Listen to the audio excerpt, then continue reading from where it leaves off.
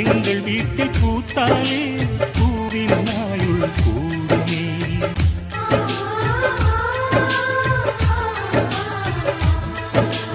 இரண்டு கண்கள் என்றாலும் பார்வை என்றும் ஒன்றுதான். உருவத்திலே தனித்தனிதான், உள்ளம் என்றும் ஒன்றுதான். ஒரு சேவல்தான் நடை காத்தது, இந்த அதிசயம் பாருங்கள், கண்ணனை வாழ்த்துங்கள்.